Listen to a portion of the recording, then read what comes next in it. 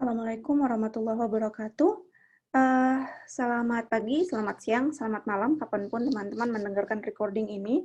Ini adalah video untuk perkuliahan di minggu ke-12, di mana kita akan membahas tentang fotosintesis. Materinya sudah saya upload di Spada. Untuk bahan tambahan di perkuliahan ini, teman-teman bisa membaca lagi ke buku yang soft copy-nya juga sudah saya bagikan di awal perkuliahan. Untuk pertemuan sekarang, pertemuan tentang fotosintesis ini, kita akan membaginya menjadi 3 bahasan utama. Pertama, kita akan lihat tentang konsep dan tahapan fotosintesis. Kemudian kita akan lihat tentang bagaimana reaksi terang bekerja, di mana fungsi utama reaksi terang ini adalah untuk mengkonversi energi dari energi yang sampai ke bumi dari cahaya matahari, dan tahapan ketiga adalah asimilasi CO2, di mana hasil akhirnya itu adalah glukosa yang akan digunakan sebagai building block dari tanaman tersebut. Oke, untuk yang pertama kita akan lihat dulu tentang konsep fotosintesis. Saya yakin teman-teman sudah familiar dengan apa itu fotosintesis. Dari SD mungkin juga sudah belajar tentang fotosintesis itu. Secara sederhana, kita bisa artikan bahwa fotosintesis itu walaupun merupakan cara tanaman yang memiliki klorofil untuk menghasilkan makanan, tapi pada dasarnya dia merupakan sumber energi untuk keseluruhan jenis kehidupan. Tidak hanya untuk tanaman, karena pada akhirnya tanaman akan menjadi bagian dari rantai makanan. Dia akan dimakan oleh herbivore nanti akan dimakan oleh mungkin carnivore atau omnivore, dan pada akhirnya menciptakan jaring-jaring makanan yang sudah kita ketahui bersama. Jadi keseluruhan bentuk hidup, keseluruhan bentuk kehidupan, dari yang paling kecil, dari mungkin bakteri autotrof, sampai ke hewan yang paling besar, gajah di Afrika, atau mungkin hewan prasejarah, dinosaurus, itu semuanya disupport kehidupannya oleh fotosintesis yang dilakukan oleh tumbuhan. Selanjutnya, untuk tumbuhan itu sendiri, proses fotosintesis dilakukan oleh seluruh organisme autotrof. Dan itu tidak eksklusif hanya untuk tanaman yang berklorofil saja. Pertama memang tanaman yang akan paling familiar ketika kita membahas tentang fotosintesis. Tapi alga multiselular, alga yang ada di lautan atau di air tawar, itu juga dia berfotosintesis. Alga uniselular yang satu sel, dia juga berfotosintesis.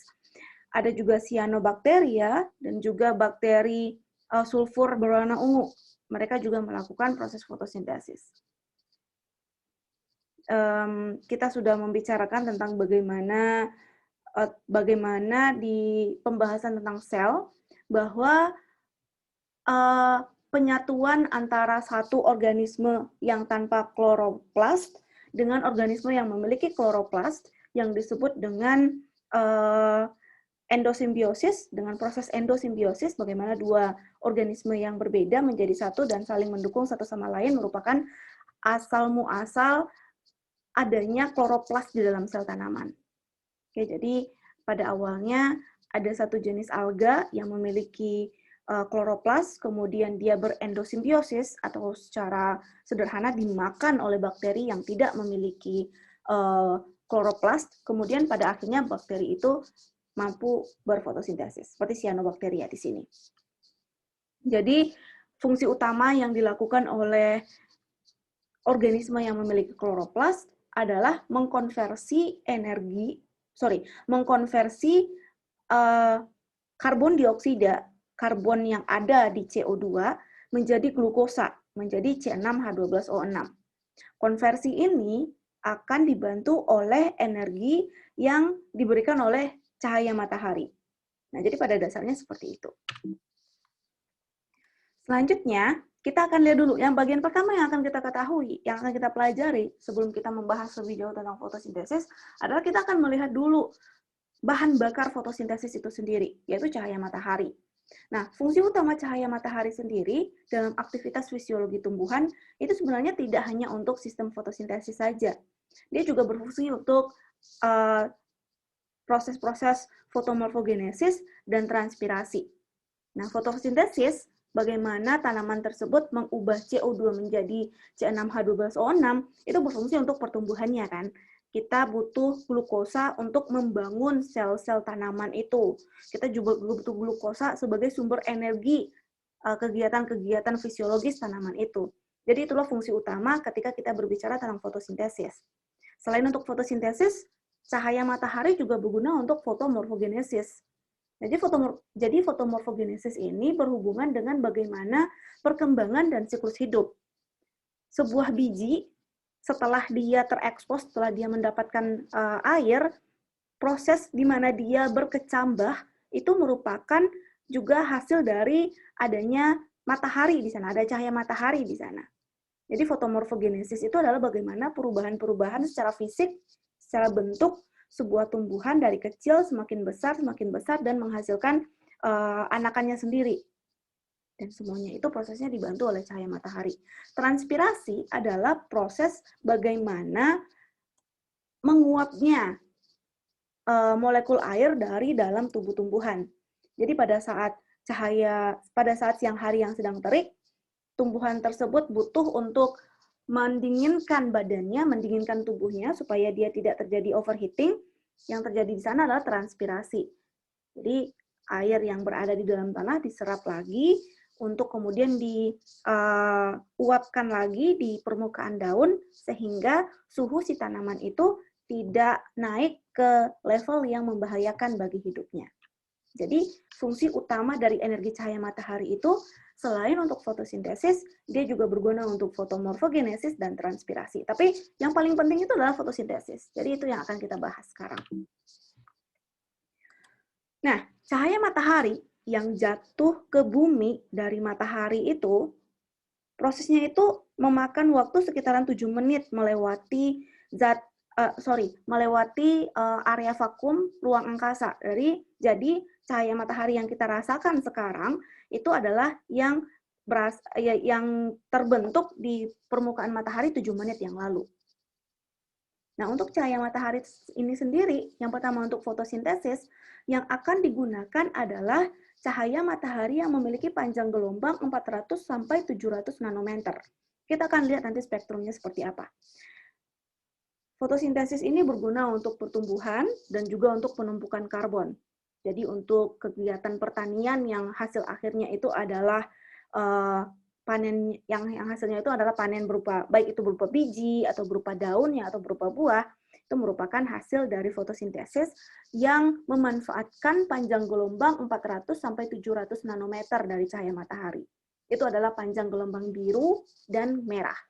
Transpirasi tidak pilih-pilih untuk panjang gelombang. Semua panjang gelombang bisa digunakan untuk transpirasi. Nah, hasil akhir transpirasi ini sendiri adalah bagaimana tanaman tersebut kehilangan air dan juga pendinginan, seperti yang tadi saya sudah mention. Ada lagi proses fotomorfogenesis, yaitu efek fitokrom. Fitokrom adalah molekul di dalam sel tumbuhan yang menghasilkan warna-warna, hijau, oranye, ungu, sebagainya, itu merupakan efek fitokrom. Nah, fotomorfogenesis dengan efek fitokrom ini memanfaatkan cahaya matahari dengan panjang gelombang 660, itu adalah di spektrum merah, dan juga sampai 730, itu adalah spektrum merah jauh. Nah, untuk fotomorfogenesis ini, dia digunakan untuk pigmentasi. Jadi kalau misalnya teman-teman lihat bagaimana tanaman muda berwarna lebih pucat, sampai pada akhirnya dia berwarna hijau yang lebih pekat, itu adalah proses pigmentasi fotomorfogenesis. Dormansi juga, bagaimana tanaman di tempat-tempat bermusim 4, di tempat-tempat 4 musim, mengalami dormansi di musim dingin, atau mungkin juga pembungaan. Jadi pembungaan di tempat-tempat dengan 4 musim juga dipengaruhi oleh keberadaan cahaya matahari. Begitu panjang hari, lebih dari 12 jam, tanaman tersebut akan tertrigger untuk mulai membunga. Ritme diurnal adalah ritme antara siang dan malam si tanaman itu.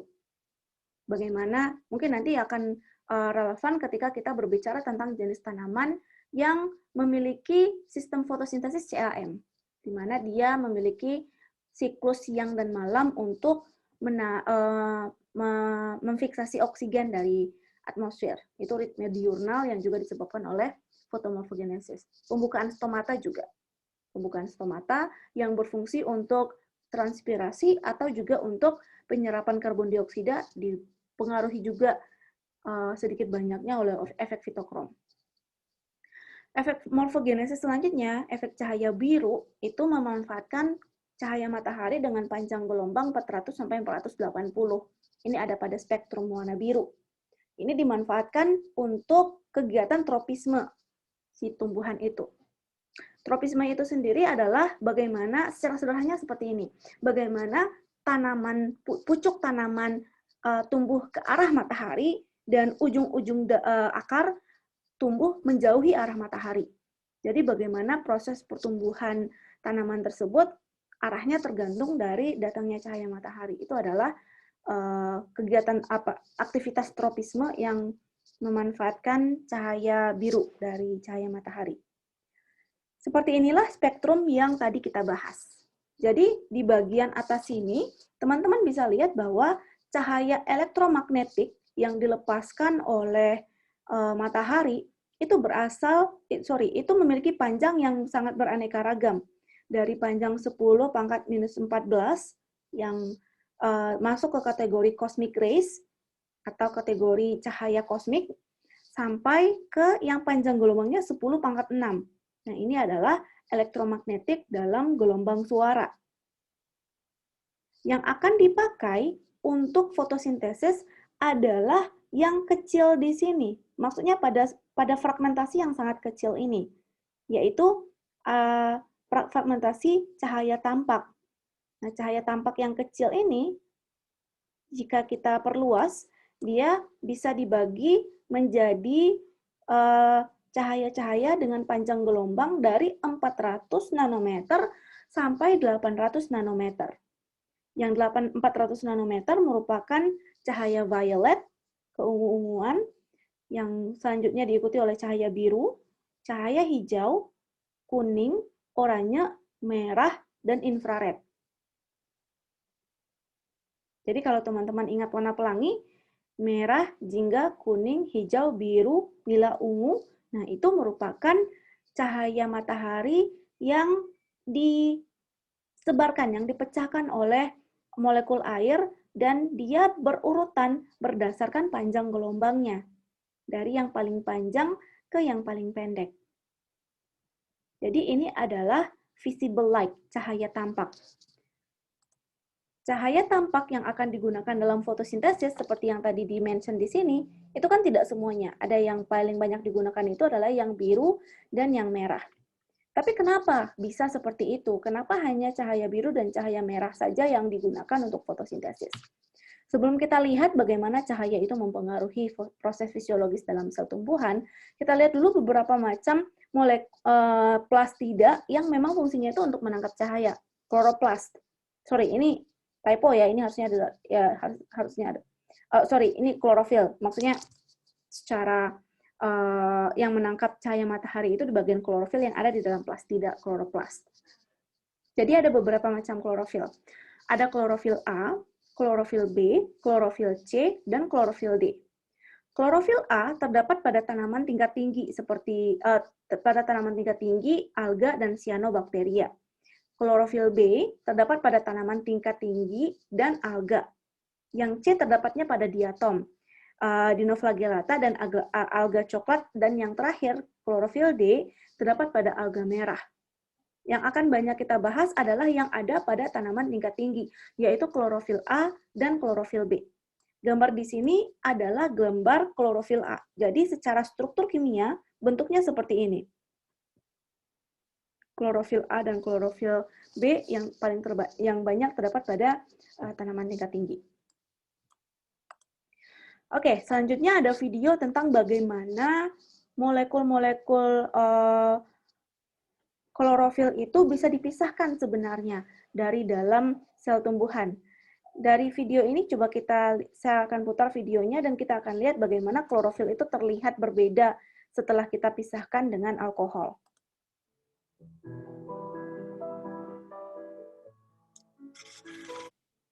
Oke. Jadi proses pertama untuk memisahkan klorofil A dan klorofil B adalah dengan menghancurkan dinding-dinding sel tersebut, dinding sel tanaman itu menggunakan aseton.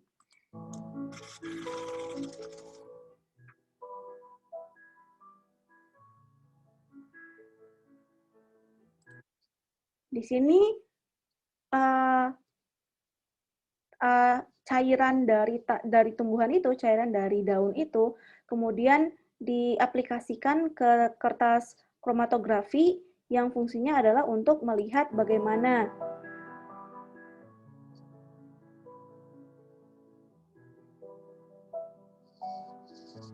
klorofil itu akan berbeda-beda. Nah, jadi kita akan lihat di sini ada klorofil A, dan ini ada klorofil B. Ada xanthofil juga, tadi itu di daun bayam ya. Jadi ada xanthofil juga dan ada karotenoid juga. Semua pigmennya akan terpisah dalam eksperimen kromatografi ini. Jadi klorofil A dan klorofil B ini yang terdapat pada tanaman tingkat tinggi. Dan itu yang paling banyak akan kita bahas dalam materi tentang fotosintesis ini. Nah, spektrum elektromagnetik dan penyerapan cahaya oleh klorofil A dan klorofil B. Jadi ini tadi kita sudah bahas bahwa spektrum elektromagnetik ini bisa kita bagi dari yang tidak tampak dan ke cahaya yang tampak, dan cahaya tampak itulah yang akan digunakan untuk fotosintesis. Ini merupakan spektrum absorpsi dari klorofil A dan klorofil B. Jadi garis putus-putus merah ini adalah penyerapan cahaya berdasarkan panjang gelombangnya oleh klorofil A. Kita bisa lihat di sini bahwa puncak penyerapan cahaya oleh klorofil A berada pada panjang cahaya sekitaran 425 nanometer.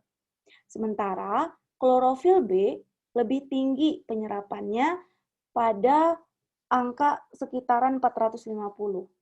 Secara tren, dia memiliki tren yang sama pada area yang berdekatan. Pada wavelength atau panjang gelombang 500, menjadi panjang 500 sampai 600, dia sangat rendah penyerapan cahayanya. Nah, coba teman-teman lihat di sini bahwa pada panjang gelombang 500 sampai 600 itu adalah cahaya hijau, hijau-kuning. Nah, itulah kenapa tanaman yang kita lihat itu berwarna hijau. Karena spektrum penyerapan hijau itu sangat rendah. Dia tidak menyerap cahaya hijau. Cahaya hijau itu dipantulkan. Jadi kita secara kasat mata melihat tanaman itu berwarna hijau. Oke, jadi itulah alasan kenapa tumbuhan itu berwarna hijau, karena dia memantulkan cahaya hijau. Bukan karena dia menyerap cahaya hijau, tapi dia memantulkan. Proses fotosintesis paling maksimal, paling optimal terjadi pada panjang gelombang 450-an untuk tanaman dengan klorofil B. Jadi mungkin pada panjang gelombang antara biru dan ungu. Begitu juga nanti untuk panjang gelombang yang di atas 600, yaitu di panjang gelombang merah, di panjang gelombang berwarna merah. Sebentar, saya akan istirahat sebentar. Baik, kita lanjutkan. Setelah kita memahami tentang bagaimana panjang gelombang memiliki pengaruh yang berbeda-beda terhadap sel tumbuhan, atau sel tumbuhan memiliki kebutuhan yang berbeda-beda untuk panjang gelombang, kita kemudian bisa lihat, mungkin pada beberapa eksperimen kita bisa lihat bagaimana ketika tanaman tersebut diekspos pada cahaya merah atau pada cahaya biru, mungkin fotosintesisnya akan bertambah lebih banyak. Biomasanya juga akan akan tertumpuk lebih banyak seperti itu. Nah, jadi yang akan digunakan pada fotosintesis adalah pada area ini, pada cahaya tampak, di mana panjang gelombangnya itu ada pada panjang gelombang antara 4 sampai 400 sampai 630 nanometer.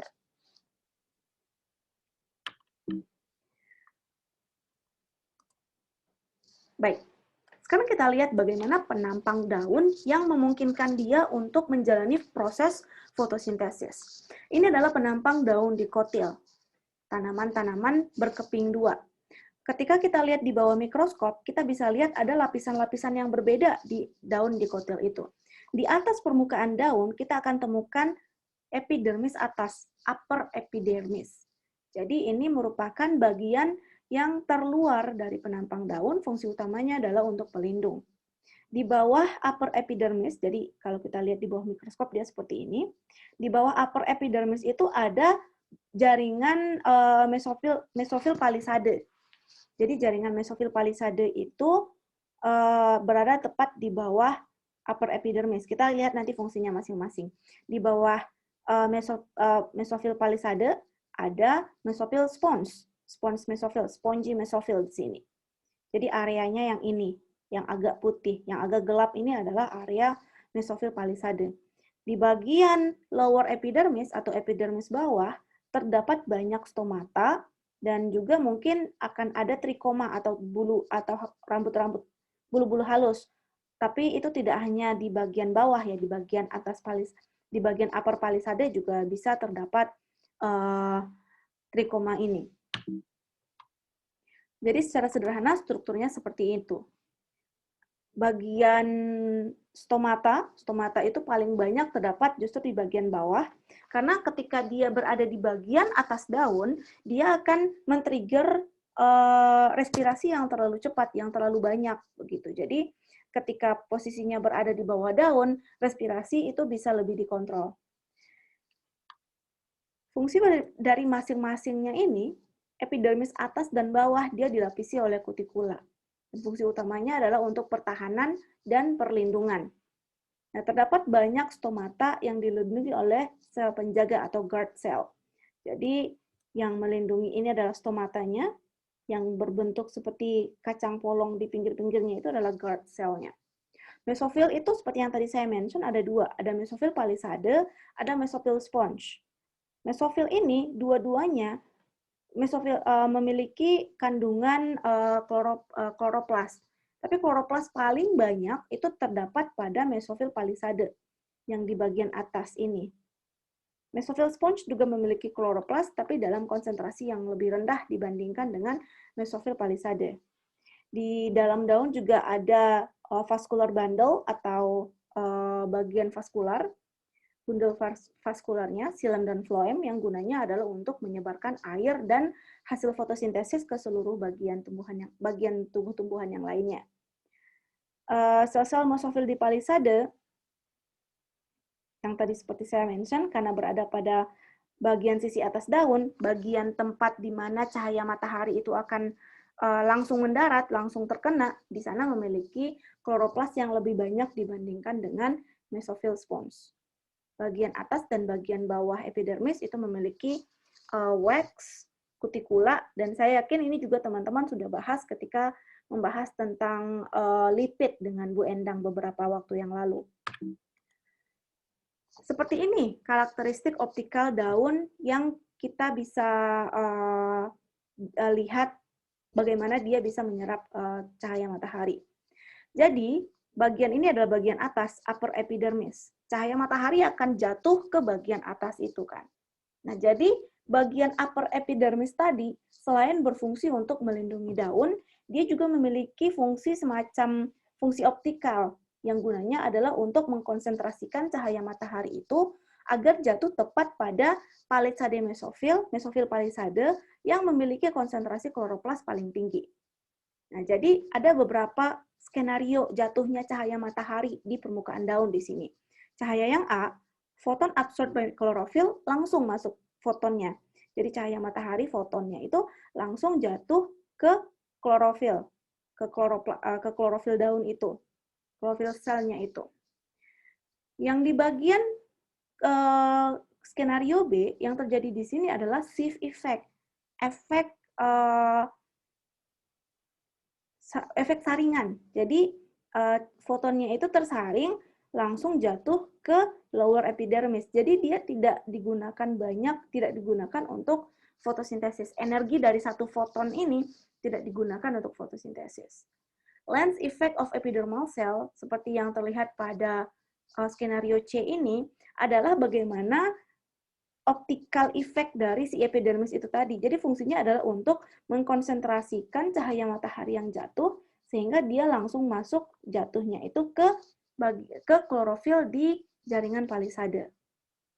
Yang terakhir, light guide effect, seperti ini, adalah ketika cahaya matahari itu jatuhnya tidak langsung di klorofil, tapi kemudian dia terpantul dan jatuh di klorofil pada sel di mesofil spongy mesofil.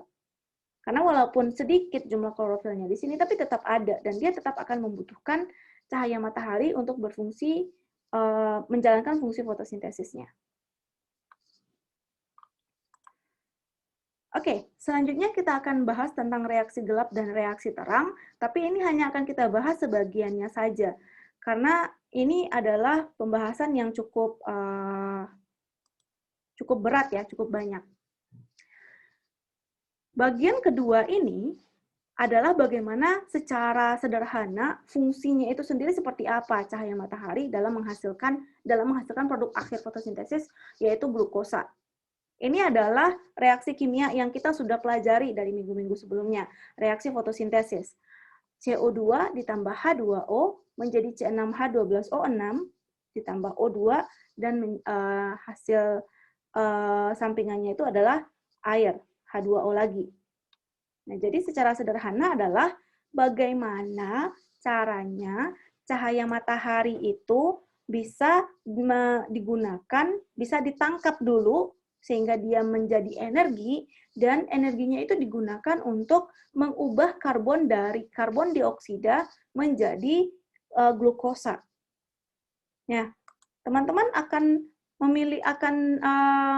membahas tentang dua proses utama dalam fotosintesis.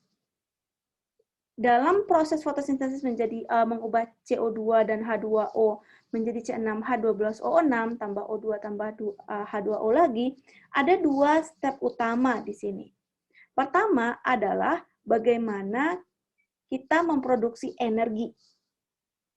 Jadi energi yang ditangkap dari cahaya matahari itu nggak bisa langsung digunakan seperti itu saja.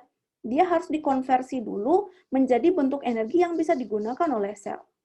Jadi, produksi energi ini, karena dia merupakan langkah awal menangkap cahaya matahari, mengubahnya menjadi energi, dia secara luas disebut sebagai reaksi terang. Terjadinya reaksi ini ada di membran grana kloroplast. Untuk yang membuat tugas pertama tentang selnya, tentang kloroplast, harusnya sudah familiar dengan apa itu grana. Oke, jadi step pertamanya itu adalah reaksi terang, yaitu bagaimana energi matahari, foton itu tadi, dikonversi menjadi energi yang bisa digunakan oleh sel. Proses kedua dalam fotosintesis adalah asimilasi CO2 atau carbon fixing, menangkap karbon, mengubah karbon itu menjadi untuk diubah menjadi glukosa. Nah, asimilasi CO2 ini terjadi di stroma kloroplast. Untuk yang tidak membuat tentang kloroplast di tugas pertamanya, kita akan lihat apa itu grana, apa itu stroma. Jadi ini adalah sel tumbuhan. Sel tumbuhan itu memiliki beberapa unit kloroplast. Kalau kita lihat secara detail, kloroplast itu seperti ini. Pertama, bagian paling luarnya itu adalah membran luarnya. Kemudian ada membran dalamnya. Ingat, kita juga pernah bahas ini, kenapa bisa kloroplast itu memiliki dua membran. Dan di dalam membrannya itu terdapat tumpukan-tumpukan tilakoid. Jadi tilakoid itu seperti keping-keping. Satu keping itu disebut tilakoid. Ketika dia sudah bertumpuk, dia disebut granum. Jadi grana itu adalah tumpukan dari tilakoid. Selain grana dan tilakoid, di dalamnya itu juga ada stroma. Stroma itu adalah cairan yang ada di dalam membran, yang ada di dalam si kloroplast ini. Oke, jadi secara sederhana Bentuknya seperti itu. Kloroplast bagian outer membran, bagian inner membran, stroma, thylakoid, dan grana.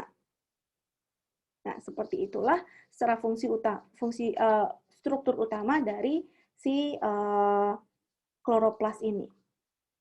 Penangkapan cahayanya terjadi di mana tadi? Penangkapan cahaya matahari terjadi di membran grana kloroplas. Jadi di membran ini, di membran sini terjadinya penangkapan cahaya matahari. Oke? Mengubahnya menjadi glukosa, mengubah CO2 menjadi glukosa terjadi di dalam stroma, yaitu dalam space dengan cairan di dalam kloroplas itu.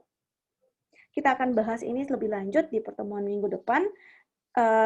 Jadi untuk pertemuan minggu depan kita akan banyak membahas tentang reaksi reaksi terang dan fiksasi karbon dioksida. Saya tidak akan menyebut itu sebagai reaksi gelap ya, karena pada dasarnya dia tetap terjadi pada keadaan dengan cahaya matahari. Jadi penamaan reaksi gelap itu agak misleading, itu cukup membuat bingung. Teman-teman silakan juga baca dulu tentang fotosintesis ini secara lebih lengkap di materi yang sudah saya bagikan. Dan kalau ada pertanyaan, silakan ditanyakan langsung. Selanjutnya di perkuliahan ini akan kita lanjutkan lebih banyak dengan berdiskusi. Terima kasih.